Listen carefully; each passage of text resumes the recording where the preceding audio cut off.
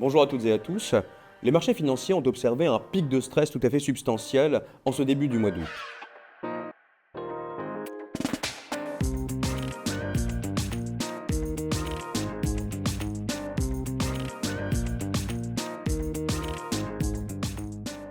Qu'est-ce qui a provoqué finalement cet excès finalement de nervosité? Premièrement, la réalisation, la prise en compte finalement que l'économie américaine pouvait ralentir plus fortement qu'escompté. Le consensus effectivement attend une croissance économique de l'ordre de 2,4% et la publication non seulement du rapport sur l'emploi d'une part ainsi que des ISM manufacturiers ont indiqué finalement que l'activité pouvait ralentir de manière un peu plus forte, remettant en cause quelque part le scénario du soft landing, de l'atterrissage en douceur que la Fed et que les intervenants de marché effectivement jouaient depuis finalement le début de l'année.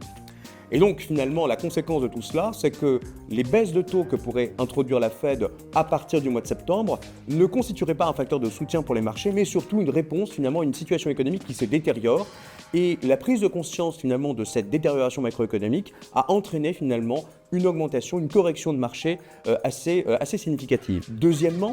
au Japon, on a vu que les indices effectivement japonais s'étaient contractés de manière tout à fait massive, suite non seulement à la surprise introduite par la Banque centrale japonaise qui a relevé effectivement son taux d'intérêt directeur, non pas finalement pour contraindre l'économie, mais en réponse finalement à la dépréciation de sa devise. Je rappelle effectivement que la devise, en dépit des interventions finalement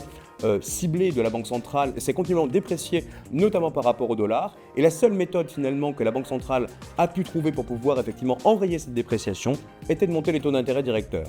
Face à cela, les anticipations finalement de marché, notamment concernant la réserve fédérale, ont continué finalement d'évoluer. Les marchés anticipent non pas deux baisses de taux pour cette année, mais davantage, compte tenu finalement de ce scénario de risque concernant la croissance. Et à l'opposé, au Japon, les marchés anticipent désormais que la BOJ, la Banque centrale du Japon, pourrait augmenter ses taux d'intérêt directeurs à plusieurs reprises au cours de cette année. Le différentiel de taux d'intérêt qui a porté les stratégies de carry trade notamment est en train de se réduire, provoquant un mouvement de panique sur les marchés et entraînant une contraction de quasi 20% finalement des indices japonais.